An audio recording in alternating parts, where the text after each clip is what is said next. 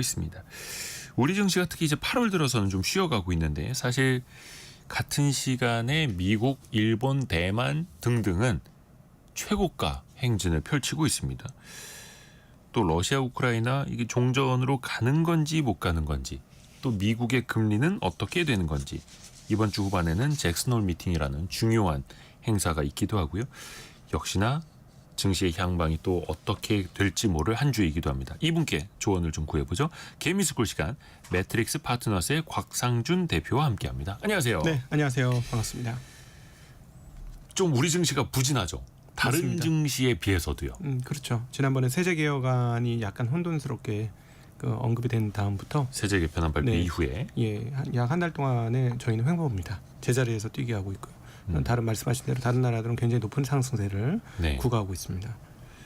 그러게요. 미국도 뭐 지난주 후반에 좀 쉬어가긴 했습니다만 나스닥 S&P 500 거의 사상 최고치 그렇죠. 계속해서 이어가고 있고, 일본 니케이도 사상 최고치이고, 우리만 약세인 거는 역시나 그 세제 개편안 영향이라고 좀 볼 수밖에 없을까요? 그럼요. 제가 이제 계속 백화점 관련된 얘기를 예로 해서 말씀드렸는데, 우리나라 이제 정책 담당자들이 오해하지 말아야 될 게, 네네네. 뭔가 이렇게 수수료를 많이 받으려면 장사가 잘 돼야 돼요. 예. 경쟁력이 있든지. 예, 장사가 잘 돼서 매출이 늘어나야 수수료를 또 받는 거거든요. 백화점 같은 경우 그렇지 않습니까? 그래야지 그곳에 네. 입점하려고 하니까. 그렇죠. 근데 우리 지금 한국 주식 백화점의 경쟁력이 어느 정도인지에 대한 인식이 좀 필요합니다. 아하. 지금 원래 우리가 한 70-80% 세일하던 백화점이었거든요. 네. 근데도 사람들이 잘 안 찾았어요. 저기는 이제 이상한 물건들이 많아. 가짜 물건들이. 가지고 사갖고 집에 와 보니까 이게 뭐야? 두 개로 쪼개져가지고 써먹을 수가 없네. 뭐 이러면서 네. 이런 일들이 많이 벌어지니까 예. 사람들이 안 찾았어요. 그런데 이제 뭐라 했냐면 우리 이제 안 그럴게요. 잘해볼게요. 라고 했어요. 근데 이제 가격이 싼 건 맞거든. 그러니까 야 이거 80% 세일인데 이제 괜찮아? 이제 분량 안 나는 거야? 그래서 이제 들어와서 그럼 한번 사보자. 싼 맛에 한번 사보자. 싼 맛에. 예, 이렇게 네. 들어왔어요. 야 이거 뭐 갖고 있으면 알도 잘 까고 이거 괜찮네. 이러면서 그런 주식들을 샀죠. 뭐 배당 관련 주식이라든가 뭐 저 PBR 주식 뭐 이런 것들 샀는데, 갑자기 딱 태도를 보니까 작년 7월에도 그랬는데 작년 7월에 밸류업은 기업 자율로 이랬는데, 이번에도 또 뭐 이렇게 세제 개편하고 나오는 거 보니까는 얘네는 원래 여기에 대한 마인드가 없었지, 영업 마인드가 없었지, 또 그렇게 되네. 그럼 굳이 뭐. 근데 전 세계적으로는 지금 각 국가의 백화점들이 어떻게 난리를 피고 있느냐. 중국 백화점, 일본 백화점, 미국 백화점. 이 통화 가치를 하락시키면서 자산 가치의 포커스를 부동산이 아니라 주식 쪽으로 완전히 다 돌렸어요. 이건 중국도 작년 9월부터 그랬고, 네. 일본은 지금 뭐 10년째 이러고 있는 거고, 뭐 미국은 뭐 2008년 이후로 계속 그러고 있는 거고, 네. 예, 그런 상황인데, 한국에서 이 백화점 관리를 하시는 분들이 이거 이 정도면은 우리 좋은 거 아니야? 이거는 당연히 이렇게 해야 되는 거 아니겠어? 이 정도의 규율은 잡고 이 정도 수수료는 띄워야지 라고 한 거예요. 우리 수수료가 비싼 게 아닌 것 같은데 이 정도 수수료 띄워야지 라고 하니까, 우리 백화점만 놓고 보면 네, 우리 백화점 뭐 수수료 거의 안 띄는데 수수료 이제 본격적으로 받아야지 했는데, 요즘 뭐 동대문 상가 같은 데 가보세요. 예. 1층 외에는 위로 다 비어 있어요. 비어 있죠. 에스컬레이터가 운행을 안 해요. 지금 한국이 지금 에스컬레이터가 멈추기 직전이거든요. 그러니까 이제 백화점이 비유하신 게 우리나라의 주식 시장인데, 네. 우리나라 주식 시장의 체력도 좋지 않았고 네. 내실도 별로였는데 해외와 거의 비슷한 수준으로 뭔가 세금도 그렇고 네. 이렇게 좀 가버린다면 메리트가 사라진다는 그런 근데 얘기죠. 오해하지 말으셔야 될 게, 옛날에는 물 건너가서 물건 사야 되니까 어려웠죠. 안 갔거든요. 예. 근데 요즘에는 안방에서 똑같이 할 수 있어요. 그냥 손바닥 네. 안에서 스마트폰만 열면 네, 게다가 5분 만에 전 재산을 옮겨갈 수 있는. 그럼요. 그리고 게다가 번역도 예. 잘해줘. 예전에 몰랐는데. 그리고 자기가 쓰고 있는 게 옛날에는 한국 제품만 썼는데 이제는 미국 제품, 일본 제품 막 왔다 갔다 하면서 쓰는 거예요, 제품들이. 예. 그러니까 이미 개인들은 국제화되어 있는데, 이 백화점을 관리하는 사람들은 옛날 관습 속에서 5년, 10년, 20년 전을 살고 있는 거예요. 네. 이게 항상 원래 관습이라는 게 변화는 현실보다 한참 늦게 오는 건 사실이에요. 왜냐하면 머릿속에 데이터 저장한 게 상당히 오래전 데이터거든요. 우리가 한번 생각해 보세요. 아, 나 얼마 전에 그 친구 만났는데 하면 어떤 경우 2, 3년 전에 만난 경우도 있어요. 아, 이거 좀 오래된 것 같은데 하면 한 15년, 20년 된 게 있어요. 이 두뇌라는 게 원래 두뇌 작동이 그런 거거든요. 예. 그러니까 우리 이 관료와 이 입법하시는 분들이 오해하지 말으셔야 될 게 지금 완전히 국제화되어서 돈이 다 떠나가게 생겼어요. 근데 그렇죠. 실제로 떠나갔죠. 근데 이거 우리 한국의 어떤 그 시장의 서비스 질과 그다음에 품질을 이렇게 고양시키지 못하면 이게 좀 사실은 뭐 개인들 입장에서는 한국에서 돈을 버나 미국에서 돈을 버나 일본에서 돈을 버나 무슨 상관이 있겠습니까? 돈만 벌면 세금 내도 상관없다 이런 개념인데 이런 변화된 흐름들을 빨리 캐치를 해서 이 돈이 개인들의 돈이 자꾸 해외로 가면은 국내 기업들이 받을 돈이 없어지는 거예요. 네. 예. 그러면 계속 너무나 자주 말씀드렸습니다만 이게 이제 그냥 상장된 기업은 그나마 나아요. 숨이라도 쉴 수 있고 그나마 저평가라도 평가를 받고 있으니까. 그런데 신규로 무엇인가 사업을 하려고 하는 친구들한테 돈이 갈 수 있느냐? 못 갑니다. 예, 절대 못 가요. 이 신규로 뭐 스타트업하고 뭐 하는 쪽에 돈이 가려면 어떻게 해야 되냐면 여기서 돈 번 사람이 많아야 야, 나 이번에 나 1,000만 원 벌었는데 한 100만 원은 벤처기업에 투자해 볼까? 돈이 돌죠. 네, 이렇게 되는 거거든요. 근데 뭐 여기 판판이 뭐 여기서 돈을 못 버는데 아유 뭐 한국 벤처라고 뭐 다른 게 있겠어? 이렇게 되면 이게 답이 없는 거죠. 여기서 네. 깨지면 여기서 재투자를 안 한다. 네, 그렇습니다. 그래서 이 부분에 대해서는 좀 지금 아마 설왕설래가 있는 것 같고요. 그다음에 이제 그 뭐 기존에 했던 대로 해야 된다고 생각하는 분도 있고 또 어떤 분들은 뭐 입법하시는 분들 중에서는 주식보다는 난 부동산이 좋아. 부동산이 계속 좋았으면 좋겠어. 이렇게 생각하시는 분들이 있을 테니 그러실 텐데 좀 이번에 이제 금융위원장 되셨던 이억원 위원장 네. 후보자께서 네. 생산적인 쪽으로 돈이 돌도록 하겠다라고 얘기했어요. 이야기는 했죠. 예, 이게 굉장히 중요한 얘기인 게 사실은 무엇인가 돈이 들어갔을 때 거기서 부가가치를 창출해가지고 사회적으로 없었던 무엇인가를 만들어내서 사람들이 그거를 향유할 수 있게 만들어주는 거. 네. 이게 생산적인 경제 금융이에요. 뭔가 정책 당국자들의 말까지는 괜찮은데 네. 그 정책을 내놓는 거랑은 좀 일치가 안 돼서 좀 시장이 또 헷갈려 하는 거죠. 그럼요. 이 디테일의 악마들이 막 숨어 있는데요. 네.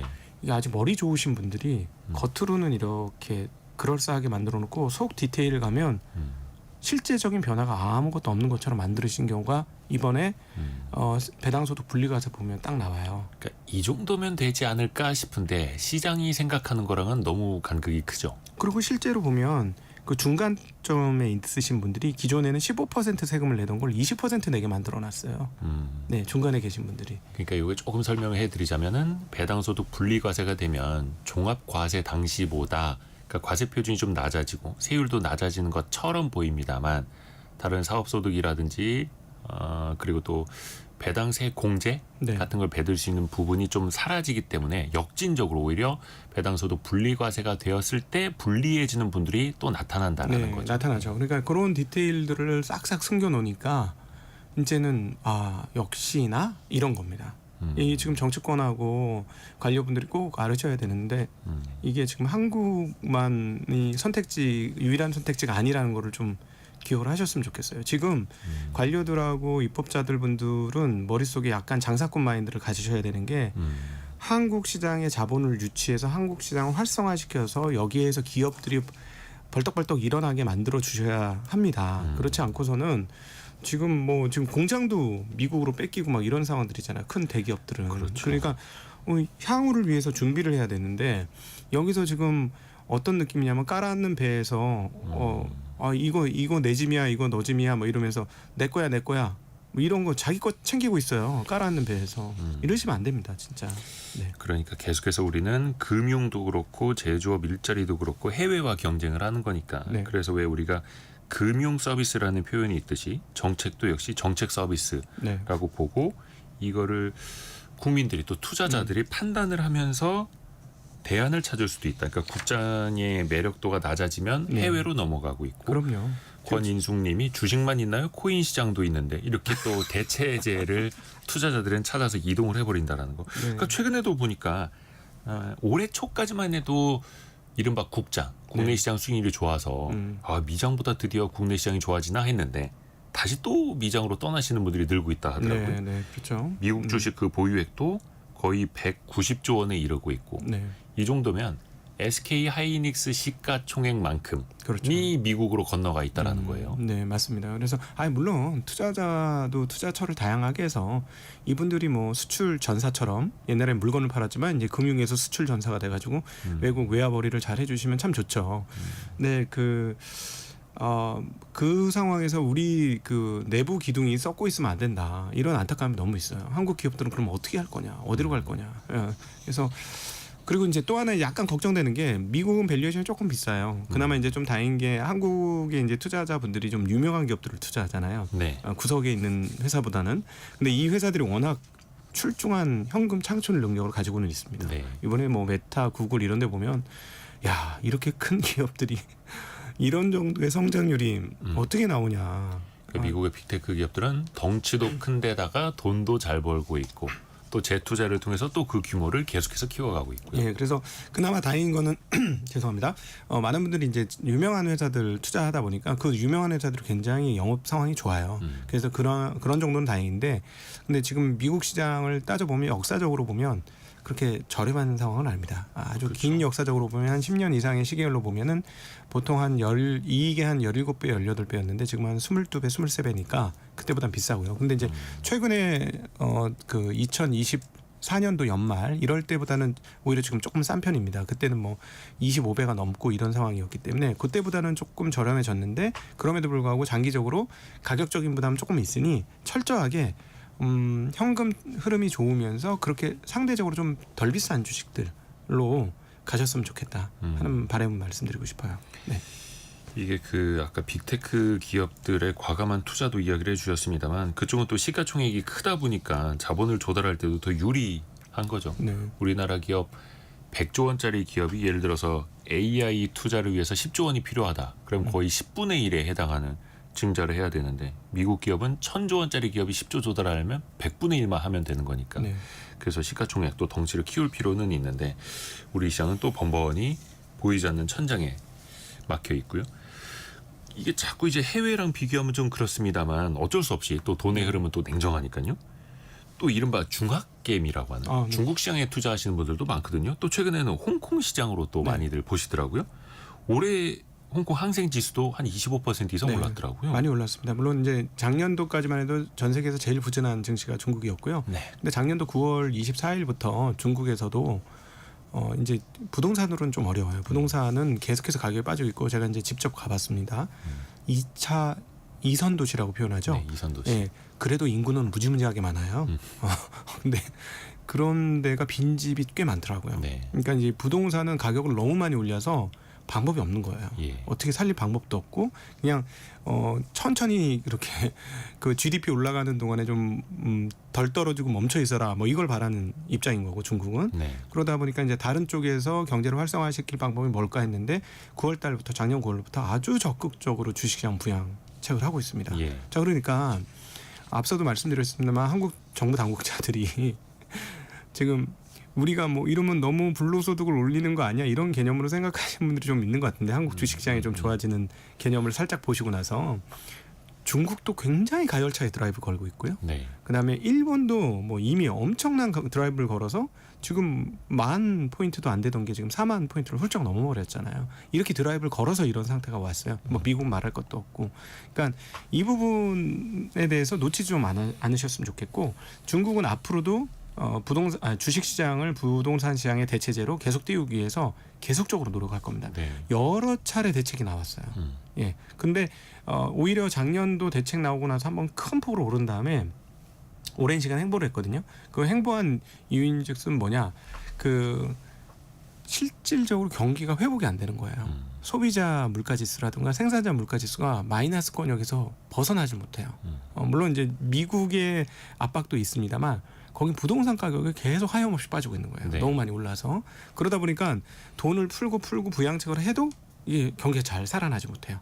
그래서 오히려 더 열심히 주식시장의 회복을 통해서 이 그 부동산 시장에서 발생하는 구멍들을 메꾸려고 지금 굉장히 노력하고 있는 부분이다. 그래서 한국도 기억해 주셔야 될 게 중국이 부동산이 한국보다 훨씬 더 많이 올랐었거든요. 네. 정말 우리 소득 수준하고 비교해 보면 말도 안 되게 많이 올랐어요. 물론 이제 인구는 정말 많아요. 예. 가볼 때마다 시내 가볼 때마다 저는 뭐 폐쇄공포증 같은 거 걸릴 것 같아요. 사람들이 너무 많아가지고. 그런데 그럼에도 불구하고 집값을 너무 많이 올리니까 이게 해답이 없는 거예요. 네. 끝없이 빠지고 있고 경기가 아무리 부양책을 쓰고 아무리 돈을 풀어도 경기가 회복을 못하는데 한국도 여기서 배워야 됩니다. 이게 여기서 부동산이 더 많이 올라가면 우리도 중국 같은 상황들을 당할 수가 있기 때문에 그 부분에는 주의가 좀 필요하다. 이 현재쯤이면. 그렇죠. 어떻게 보면은 어느 나라 정부나 경기가 부진할 때 자산 가치를 이제 부양시켜서 자산 효과. 우리가 집값 오르고 또 증시, 뭐 주식 평가 가치 오르면 당장 현금화하는 건 아니지만 소비를 또 늘리게 되지 않습니까? 그런 자산 효과도 있는 거고 또 증시가 올라가면은 기업의 투자도 또 늘어날 수도 있는 거고 이게 또 우리 시장에서는 좀 아쉬운 측면이 있고 서학개미들이 사실은 앞에서 말씀해 주셨던 빅테크 투자 중심으로 많이들 하시지 않습니까? 네. 중국 쪽에 투자하는 혹은 이제 홍콩 증시를 통해서 투자하시는 분들 보면 역시나 중국의 기술주를 또 좋아하시더라고요. 네. 알리바바, 뭐 샤오미, 비아디 네. 같은 것들도 있고 이거는 어쩔 수 없는 어떤 세상의 흐름일까요? 아니면 우리 투자자들의 특성일까요? 어떻게 보세요? 한국에서 제일 대표 기업들이 삼성전자, 하이닉스 아닙니까? 네. 그러니까 한국에서 이미 IT로 훈련이 많이 되신 분들이고 IT에 대한 이해도가 굉장히 높아요. 한국의 저변 특히 자체가. 우리나라 투자자분들이 IT에 대한 이해도가 높죠. 네. 세계적으로 유명하죠. 예, 그리고 또 IT가 성공했을 때 얼마나 크게 성장하는 것도 직접 많이 보아오셨어요. 그리고 미국에서도 그걸 증명해줬고 네. 그러니까 워렌 버핏이 아무리 돈을 많이 벌었다고 90년 동안 돈을 벌었다고 해도 단기간에 지금 예를 들어 일론 머스크라든가 그다음에 젠스 왕이나 이런 사람들 돈 번 거 보면 좀 어마무시하거든요. 어마어마하죠. 예. 그러니까 그런 경험치도 있고 그다음에 이해도도 기본적으로 높고 그리고 눈에 잘 보이고 그러다 보니까 미국도 IT 중심으로 투자를 하고 뭐 중국도 그런 기업들 투자를 하는데 오히려 저는 좀 알고 있는 유명한 IT 기업 중심으로 투자하는 건 나쁜 건 아닌 것 같아요. 왜냐하면 이게 전 세계적으로 하나로 통일되어 있는 흐름들. 네. 그러니까 이게 과거하고 다른 게 지금 AI가 저는 무서운 부분 잠깐 딴 얘기로 해서 이 얘기로 돌아와 보면 AI가 무서운 게 뭐냐면 이게 예전에는 로컬로 모든 걸 영업을 했거든요. 장사는 모두 지역 단위로 했습니다. 네. 근데 이제 AI 시대가 온라인 시대가 돼서 AI까지 와버리니까 장사를 국제 글로벌 단위로 합니다. 그러니까 1인당 예를 들어 20-30달러 받고도 물론 쉽진 않지만 어떤 식으로든 장사가 돼요. 네. 근데 만약에 이거를 로컬 단위로 땡겨와서 계산을 해보면 저 정도의 퍼포먼스를 내는 AI를 현재 시점에서 만들려면 1인당 20-30달러 받아가지고 될 턱이 있을까요? 아하. 안 돼요. 예. 근데 이게 왜 20-30달러 받고 꾸려가느냐? 전 세계가 고객인 거죠. 네. 이게 진짜 무서워진 세상이에요. 그렇죠. 전 세계가 고객이니까. 그러니까 그 지금 우리가 접해서 유명한 기업에 투자하는 게 꼭 틀린 게 아닌 게 우리가 아는 회사들은 로컬로 장사하는 애들이 아니고 국제적으로 장사하는 애들인 거예요. 우리의 인지에 포착이 됐다면 시간이 지나서 얘네들이 영업을 조금 더 잘한다고 할 때 우리나라뿐만 아니라 전 세계적으로 자리 잡을 수가 있게 되죠. 그러면 이 회사들이 창출할 수 있는 현금 흐름 이익과 그다음 또 매출 총액의 증가 뭐 이런 것들이 차원이 달라지는 거예요. 네. 그래서 그런 측면에서 보면 저는 오히려 한국 분들이 좀 유명한 뭐 미국 기업이라든가 유명한 중국 기업에 투자를 한다. 그거는 뭐 지금 상황에서는 잘못된 선택이 아니다. 이런 생각이 많이 듭니다. 뭐 기업의 판매도 그렇고요. 아니면 이제 생산성을 높이는 것도 그렇고 이제 모두 다 글로벌 경쟁 시대고 투자자들도 그것을 이제 저울질하면서 네. 어느 쪽으로 갈지 거의 뭐 3분 만에 모든 행동을 또 이제 다 할 수도 있는 그런 시대다 보니까요. 그래서 이제 기술주에도 많이 이제 돈이 미국으로든 중국으로든 이제 몰리는 거고요. 특히 이제 중국도 결국에는 그런 첨단 기업들이 시장을 또 이끌어가고 세상의 발전을 또 이끌어가기 때문에 우리도 그걸 또 많이 보고 있지 않습니까? 네. 중국 기업들도 빅테크 기업들도 어마어마하더라고요. 얼마 전에 있었던 그 로봇 박람회도 무시무시했고 네. AI도 그렇고요. 네. 특히 저 온라인 쇼핑 시장도 중국이 또 꽉 잡고 있으니까 네. 이런 쪽을 또 거부할 수 없는 흐름인 거고요. 그 기술주만 있는 것도 아니고 중국 내에서도 소비가 또 양극화가 되고 있고 되는 곳은 또 엄청 잘 되고 네. 하다 보니까 지금 투자금이 몰리는 쪽도 엄청나더라고요. 네. 예를 들어서 보석 그 가공업체라고 하는데 라오프골드, 네. 또 완구기업 팜마트, 네. 굉장히 긴 시간 동안 또 주가는 엄청난 랠리를 펼치고 있고 우리나라 투자자분들한테도 굉장히 익숙한 기업이 됐더라고요. 네, 맞습니다. 이게 그러니까 현장에서 직접 자기가 관찰한 거를 중심으로 접근하는 거.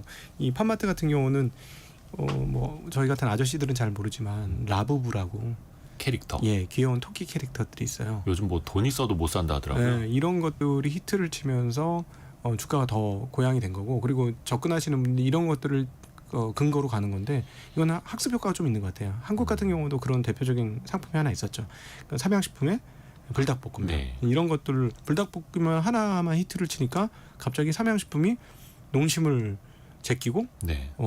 시가총액만 제낄 뿐만 아니라 매출액과 이익, 그렇죠. 이 매출액은 아니지만 이익률이 엄청나게 하면서 그 이익 총액도 늘어나는 네. 이런 상황들이 발생했잖아요. 그러니까 이게 앞서 말씀드렸듯이 이제 세계가 정말 글로벌화 되었다는 게 한 군데에서 잘하면 이게 글로벌로 딱 튀었을 때 자기 로컬에서만 판매하는 게 아니에요.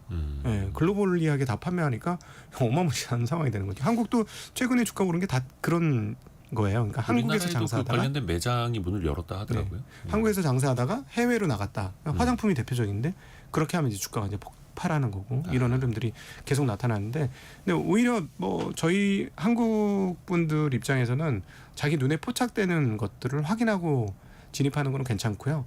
그러나 이제 주가가 너무 많이 올랐을 때는 그 부분에 대한 고민을 조금 하셔야 됩니다. 밸류에이션도 따져봐야죠. 예, 좀 따져 보실 필요가 있을 것 같아요. 예. 그 사실 라오프골드랑 팜마트가 뜬다라고 하는 건 사실 어제 오늘 이야기는 아니고 네. 장기간 또 랠리를 펼쳐온 주식이기도 하고, 저도 얼마 전에 그 중국을 그 박람회 취재 때문에 다녀왔는데 그건 한 15년 만에 갔나 중국을? 정말 많이 바뀌었더라고요. 그리고 그렇죠. 이 금, 우리 이제 옛날 말은 금은방인데 네. 금 가공업체 매장에 사람들 줄이 어마어마하더라고요. 중국 경기 안 좋다는데 다른 매장에는 없어요. 예, 다른 제가- 데는 안 가고 예, 제가 중국 가면은 이제 예. 그 마트나 백화점 그 계단 타기를 하거든요. 네. 한 바퀴 쫙 돌아 1층부터 다 도는데 보통 그 금매장은 2층 또는 1층에 있습니다. 예. 예, 거기에만 사람 있고요. 위쪽으로 가서 이제 그 신사복, 숙녀복 이런 매장 있지 않습니까? 거긴 통통 비어 있더라고요.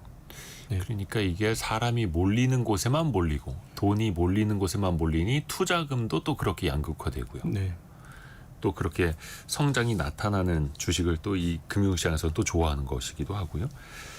그 홍콩 항생지수, 또 이제 홍콩의 H지수라고 홍콩에 상장돼 있는 중국 기업들을 대상으로 한 지수도 있지 않습니까? 네, 근데 항상 홍콩은 뭔가 오르다가 한 번씩 급락하는 일들이 생겨나고, 예. 과거 이것을 기초로 했던 ELS 같은 경우에도 대규모 손실이 또 반복됐던 적이 있고, 일종의 좀 트라우마가 여전히 남아있지 않을까라는 네. 생각도 좀 있어요. 어떻게 보세요? 그 우리나라 분들도 흥분을 잘하는데 우리나라 분들이 흥분하는 거하고 중국 사람들이 흥분하는 거하고는 좀 차원이 다른 것 같아요. 네. 여기는 흥분을 하면 정말 좀 과하게 합니다. 네. 이게 대표적인 게 2015년이었어요. 2015년에 그 증시 자체가 단기간에 3배 정도 올라요. 그리고 단기간에 그게 다 빠져요. 네. 예. 그러니까 이번 작년 9월 달에도 지수가 상한가 가는 게 이해가 되십니까? 여기는 이제 상한가 제한이 있는데 네. 지수가 상한가를 가는 거예요. 세상에 어떻게 이런 일이 있지? 근데 그러더니 이제 한번 쭉 조정하고 이제 계속 횡보하고 있는 흐름이다가 최근에 이제 다시 올라가고 있는데요. 네. 언제 조심해야 되냐면 중국이 흥분을 좀 심하게 하고 나면 꼭 뒤끝이 남습니다. 저희 그 한 10몇 년간의 경험, 중국을 바라본 경험에 의해서는 그렇습니다. 근데 지금 상황은 그러면 그렇게 흥분을 했느냐? 그 정도는 아닙니다. 작년 9월 달에 정말 한번 그 흐름세 한번 살펴보시면 그 지수가 수직 상승해요. 며칠간 수직 상승합니다. 정말 아니 어떻게 이게 가능해? 할 정도로. 중국의 어떤 뭐 대규모 부양책이 나왔을 때, 경기 네네. 부양책 나왔을 때요. 네, 그래서 그런 일이 벌어지고 나면 항상 조심하셔야 되는데요. 지금처럼 이렇게 조금 오르락내락하면서 가는 거는 괜찮습니다. 근데 반드시 중국은 흥분한 이후에 뒤끝 장렬이에요. 그래서 여기서 말하는 흥분은 너무 지나치게 급하게 세게 오르는 장세가 그동안의 지난 20년간의 흐름을 보면 꼭 중간중간에 발생했습니다. 그러고 나면 후폭풍이 너무 심했고. 근데 네. 지금 상황은 그 정도는 아니니까 만에 하나 향후에 갑자기 오른다. 그럴 때 중국 같은 경우는 그 오르는 초기면 괜찮지만 오르는 게 상당 부분 돼서 우와 엄청나게 올랐으니까 앞으로 한 번 더 오르면 얼마야? 이런 생각이 들 때는 접근에 굉장히 주의하셔야 돼요. 네. 항상 어떤 뭐 탐욕 구간에서의 추격 매수 이런 것도 주의하자라는 말씀해 주셨고 요즘에 일본 증시도 사상 최고치입니다. 네. 조금 작년에는 그래도 좀 쉬었다가 올해 상반기까지도 좀 쉬었다가 최근 들어서 사상 최고치 다시 가고 있더라고요. 네. 일본의 원동력은 뭡니까? 일본 증시 원동력은? 일단 미국하고의 그 관세 협상에 대한 우려감들이 굉장히 많았었는데 그 부분들이 이제 완전히 정리가 됐지 않습니까? 네, 그러면서 이제 안심하고 있는 투자자들이 계속 진입을 하고 있는 거예요. 특별히 서구 투자자들이 일본 증시를 굉장히 좋게 봅니다. 버핏을 비롯해서. 네네, 이 통화 가치 계속 떨어지면서 일본 증시가 계속해서 올라갈 것이다. 이런 전망을 굉장히 많이 하고 있고요. 그래서 그 일본 국내 자금뿐만 아니라 해외 자금들이 같이 일본에 유입이 되면서 주가 상승이 굉장히 크게 나타납니다. 그리고 사실 일본이 그렇게 주가가 많이 올랐을 때 거래량이 폭증한 거는 코로나 한참 이후예요. 네. 예, 버핏도 코로나 한참 이후에 진입을 했지 않습니까? 근데 네. 그 사이에 이미 주가는 한 3배 정도 올랐었거든요. 그 전에. 그러니까 저는 일본을 볼 때마다 한국의 좀 바로미터로 삼아야 된다. 투자자들은. 그래서 일본 공부를 좀 해보실 필요가 있다는 말씀 요즘 계속 드리는데 네. 일본이 이제 밸류업으로 여기까지 올라갔고 앞서 말씀드렸던 대로 거래소 중심으로 밸류업을 추진을 했습니다. 네. 그러면서 뭐 ROE를 높여라, PBR을 1배로 높여라 이거를 약간 거의 거래소에서 강제하는 듯한 그런 모습을 보여줬는데 이 과정에서 이 밸류업 관련 주식들이 코로나 이전에 정말 어마무시하게 주가가 오릅니다. 네. 예. 그래서 만약에 한국도 만약 이런 그 일본 같은 그 지속적인 조치를 하게 되면 일단 첫 번째는 일본이 올라갔던 것과 같은 궤적의 그런 주식들, 그러니까 밸류업 관련 주식들이 올라갈 가능성이 높고요. 네. 그게 한참 올라오고 나면 그 다음에 이제 전반적으로 시장 상승으로 넘어갈 가능성이 있습니다. 그래서 초기에는 만약에 한국이 일본 같은 것들을 채택을 한다면 일본 밸류업에서 올라갔던 주식들과 비슷한 양상을 보일 수 있으니 그걸 기억하셔라 하는 말씀 드리고 싶고 그러니까 그 지속 가능성에 대해서 사실 네. 우리나라 밸류업 주식들이 최근에 좀 쉬어가고 있습니다만 지금 쉬고 있는 거죠. 정책이 좀 후퇴되지 않을까 하는 예. 우려에 그리고 그 일본에 대한 학습 효과가 제가 이제 한국 분들한테 지금 학습 효과를 가지시라 이 말씀을 드리는데 네. 외국 투자자들한테 있어요. 일본 투자를 해서 제대로 수익을 못 낸 거에 대한 한스러움이 지금 외국 투자자한테 있기 때문에 계속해서 지금 한국 주식 시장에 외국 투자자들이 어떻게 할까 고민하고 있습니다. 예, 일종의 태핑하고 있어요. 저희가 현장에서 들리는 얘기들을 계속 들어보면 중견 이상의 운용하는 업체에 외국인 투자자들이 직접 와서 계속 태핑하고 있어요. 네. 그러니까 기업 탐방을 국내 펀드 매니저 애널리스트가 아니라 외국계에서도 가고 있고 미팅을 네. 좀 해보고 있다. 네. 그냥 한국의 펀드 매니저들을 만나고 있는 거예요. 왜냐하면 자기네가 직접 할 자신은 없으니까 돈을 맡기려고 하는 거예요. 그러니까 위탁해서. 네네. 그래서 어떤 걸 보냐면 너희 회사의 거버넌스는 어떻게 돼? 지배 구조는 어떻게 돼? 뭐 이런 것들 막 확인하고 있어요. 우리가 돈을 투자했을 때 네. 안전하게 그리고 책임지고 저 경영진이 주주를 위해서 일해줄 수 있어? 네. 이런 식으로요. 네, 외국인들은 그거 굉장히 중요하기 때문에 돈을 맡길 때도 그냥 투자를 하는 게 아니고 투자할 곳에 돈을 맡길 때도 그런 것들을 다 체크하고 확인을 하고 있습니다. 그래서 지금 저희 업계 쪽에서는 그 얘기가 계속해서 들리고 있어요. 네. 그렇죠. 그래서 자산운용사들이 또 투자자문사들이 외국인 투자자들에게 자신 있게 네. 대한민국이 달라지고 있다. 대한민국의 주식시장이 달라지고 있다라고 말할 수 있어야 하는데 네, 그렇죠. 이야기를 저희가 개미스쿨 시간 매트릭스 파트너스 곽상준 대표와 함께하고 있고요. 잠시 현재까지 들어와 있는 뉴스도 전달해드리고 곽상준 대표와 이야기 이어가겠습니다. 네. 라디오 정보센터 다녀오죠. 정부가 한미연합 군사연습과 연계해 오늘부터 21일까지 나흘간 국가 비상대비태세 확립과 비상시 국민생활 안정을 보장하기 위한 을지연습을 실시합니다. 20일에는 민방위 훈련도 함께 시행합니다. 올해 상반기 국내 500대 기업의 영업이익 합계는 지난해보다 늘었지만 상반기에만 16조 원이 넘는 영업이익을 올린 SK 하이닉스를 제외하면 오히려 1.7%가량 줄어든 거로 나타났다고 CEO 스코어가 분석했습니다. 집을 소유하지 않고 전세나 월세를 사는 국내 무주택 가구의 절반 이상이 수도권에 사는 것으로 나타났습니다. 통계청에 따르면 2023년 기준 전국 무주택 가구는 961만여 가구고 이 중 506만여 가구가 서울, 경기, 인천 등 수도권이었습니다.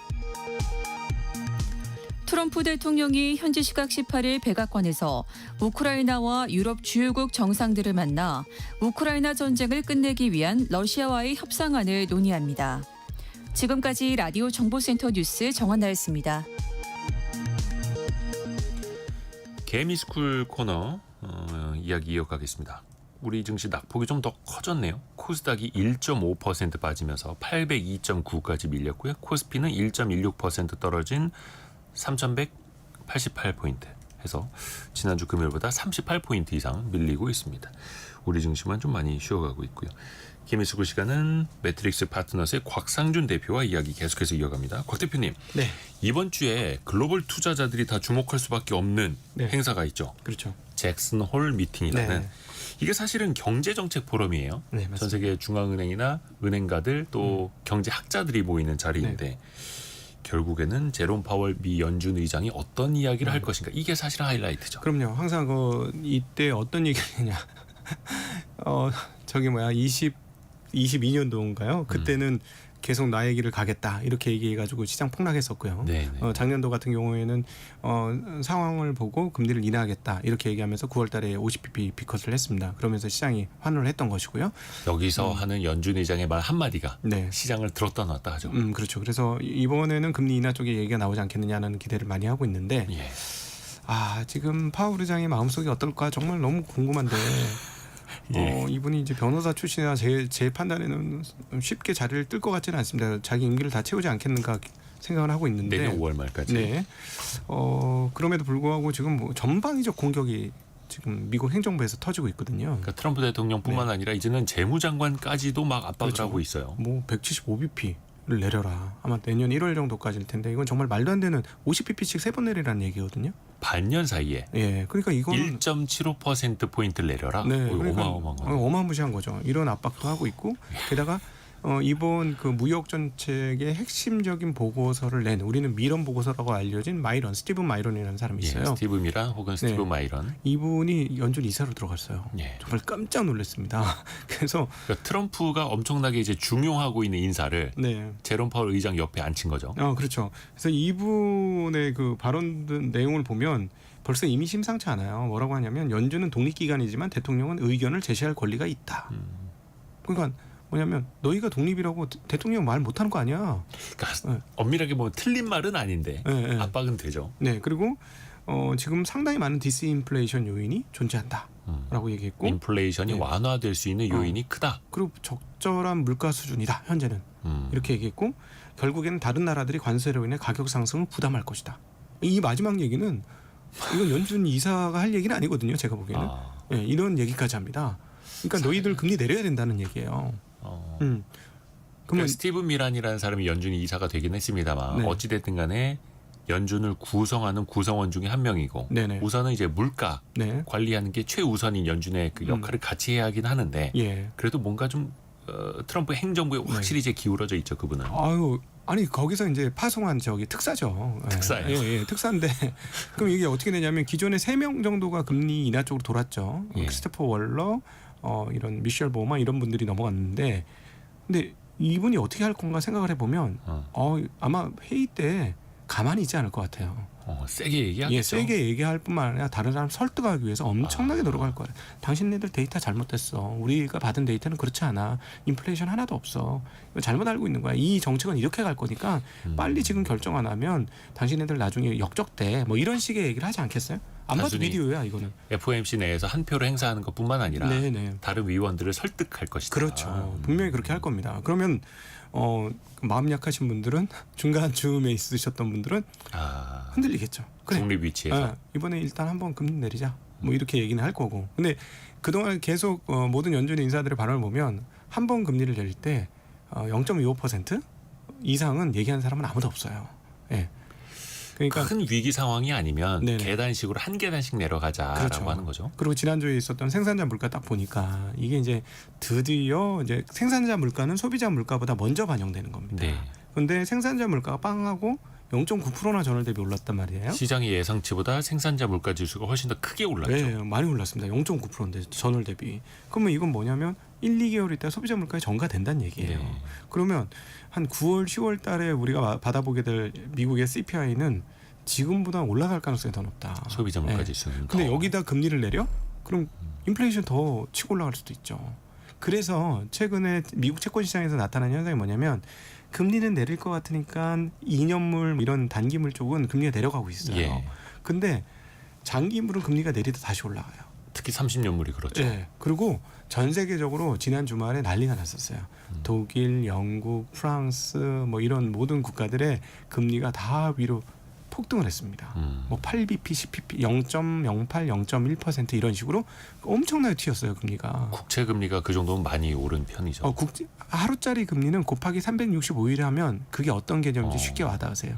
0.1% 올랐다는 건 하루에 1년 기준으로 36.5% 오른 거예요. 그러니까 어마무시하게 금리가 오른 거죠. 그러니까 이렇게 금리가 오르는 이유는 여러 가지가 있지만 일단 유럽 쪽에서 튄 거는 우크라이나 그 러시아의 미래에 대해서 지금 제대로 장담을 못 하겠다는 거예요. 네. 이 채권 시장에서 있는 거는 이거 유럽이 앞으로 감당해내야 될 방산 비용이 방위 비용이 엄청 커지겠구나. 즉 그러면 비용을 충당하려면 돈이 필요하니 채권 발행해야겠구나. 이런 생각을 하니까 채권 금리가 올라가는 것이고요. 그다음에 미국 같은 경우는 금리가 왜 이렇게 올라가냐? 이거 뭐야? 야 관세하면 아무것도 없을 수도 있겠지만 분위기 보니까는 이거는 생산자 물가 보니까 이거는 올라가겠어. 이런 상황이에요. 네. 이런 상황에서 이제 연준 의장이 잭슨홀에서 연설을 해야 되는 상황에 봉착을 하게 된 겁니다. 네. 한 번 정도 금리 내리는 거는 뭐 별 문제는 없어 보여요. 지금 약간은 제약적인 상황이라고 모두가 생각하니까. 근데 이거를 앞으로도 기조적으로 내릴 것이다. 이렇게 얘기하기를 행정부는 원하고 있지만 네네네.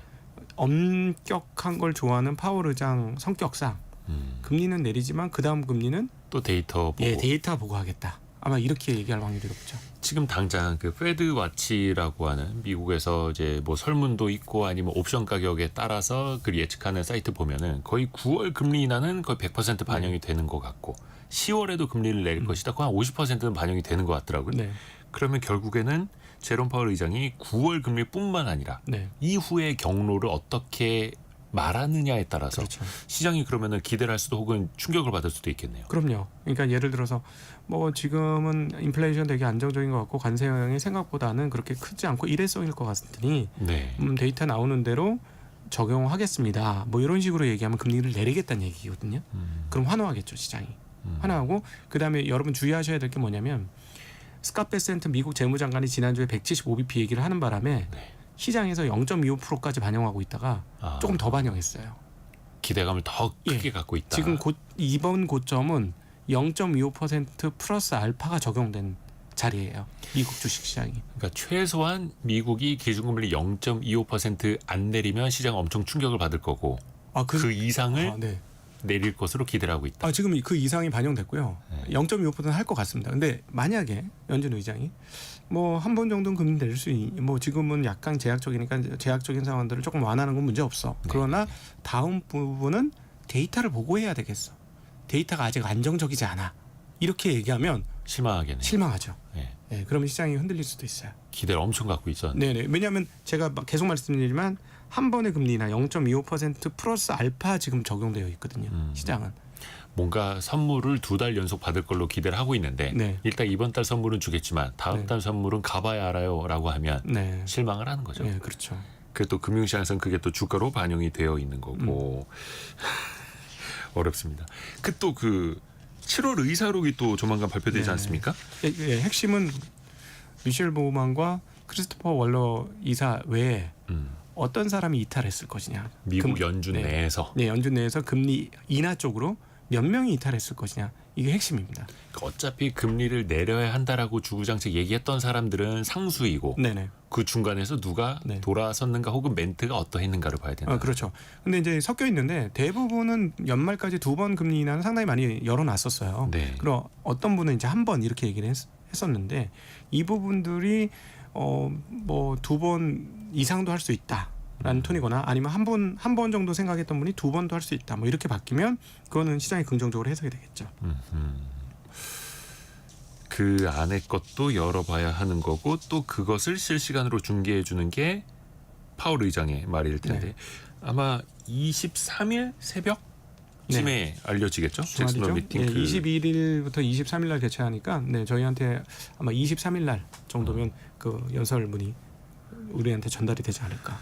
그리고 싶습니다. 또 얼마 전에 미국과 러시아의 정상회담이 있었습니다. 트럼프 네. 대통령이 푸틴 대통령 2기 집권하고 처음으로 드디어 만났는데 푸틴이 돈바스에서 우크라이나가 철군해야 되는데 그 땅을 달라라고 네. 강력하게 요구를 했고 트럼프 대통령하고 그 젤렌스키 대통령이 18일에 만난다고 했으니까 네. 현지 시간 18일 네. 조만간 그 이야기도 또 전달되겠죠. 물론 이제 전쟁이 중단될 가능성, 휴전 가능성은 우리가 좀 예측하기는 어렵겠습니다만 네. 시나리오별로 좀 금융시장이 어떻게 움직이게 될지 이것도 참 궁금합니다. 네, 지금 근데 좀 유감인 상황이 이 트럼프 대통령께서 이게 약자한테는 강한데 강자한테는 별로 안 강한 것 같은 그런 느낌을 이번에 좀 줬죠. 의외로 푸틴 앞에서 그렇게 세게 나가질 않았어요. 네, 그리고 제일 중요한 거는 거기서 받아온 영수증을 유럽하고 우크라이나한테 내밀었을 때 예. 유럽과 우크라이나가 오케이하고 받을 것이냐. 그게 이제 문제인데. 그러니까 지난번에 트럼프 대통령과 젤렌스키 1대1로 만났을 때 네. 젤렌스키 엄청나게 면박당했잖아요. 그렇죠. 그래서 이번에 유럽 정상들이 좀 같이 간다 하더라고요. 네네. 그래서 제 생각에는 이번에 되게 상징적인 사건이 하나 있었는데 예. 회담에서 3대3 회담이었잖아요. 네. 그때 외무장관이라는 분이 스웨터를 입고 왔는데 스웨터 앞에 글씨가 인쇄되어 있었는데 CCCP라는 글씨가 적혀져 있었어요. 무슨 뜻이었죠? 이게 옛날 소련 연방을 얘기하는 겁니다. 예, 일부러. 일부러 입고 아니 거기에 그걸 그 집에 입던 거 그냥 남아서 입고 갔겠습니까? 메시지를 주기 그럼요, 위해서. 다 메시지를 주기. 그러니까 이거는 러시아가 아, 상당히 강력하게 그 어떤 확장적 의지를 가지고 있다는 거를 아, 보여주기 위한 게 아닌가. 그래서 옛날에 소련 땅을. 네, 그래서 앞으로는 이게 큰 틀에서는 어떤 분위기냐면 세계 경찰 노릇을 하던 미국이 비용 든다고 발을 빼고 있는 분위기가 여실히 자꾸 드러나는 거죠. 이렇게 되면 세계의 이 문제들은 앞으로 국지전이나 이런 것들도 점차 많이 늘어날 수도 있겠고 각국이 그런 것들을 대비하기 위해서 방위 쪽으로 훨씬 더 애를 많이 써야 되고 이런 환경들이 펼쳐져서 좀 안정적이라고 보기에는 어려운 상황들이 앞으로도 계속 펼쳐지지 않을까? 이게 그래서 좀 어렵습니다. 이 세계 휴전한다 하더라도. 예, 세계 경제를 볼 때 많이 어려운 게 많은 분들이 뭐 되게 주식 시장이 올라가니까 좋은 것 같고 안정적인 것 같지만 제가 보기에는 트럼프 당선 이후 제일 큰 변화는 채권과 통화예요. 이게 안정적이지 않아요. 이게 근데 땅바닥이거든요. 땅바닥이 흔들리는 거나 비슷하다는 느낌 많이 듭니다. 요즘에. 그래서 금융시장이 또 어떤 길을 찾아가는지 이것도 계속해서 좀 지켜봐야겠고요. 벌써 시간이 다 돼서 매트릭스 파트너스 곽상준 대표와 함께한 개미수구 시간 여기서 마무리하죠. 고맙습니다. 네, 감사합니다. 성공예감 이대호입니다. 1부, 2부 모두 다 마무리할 시간이네요. 내일 아침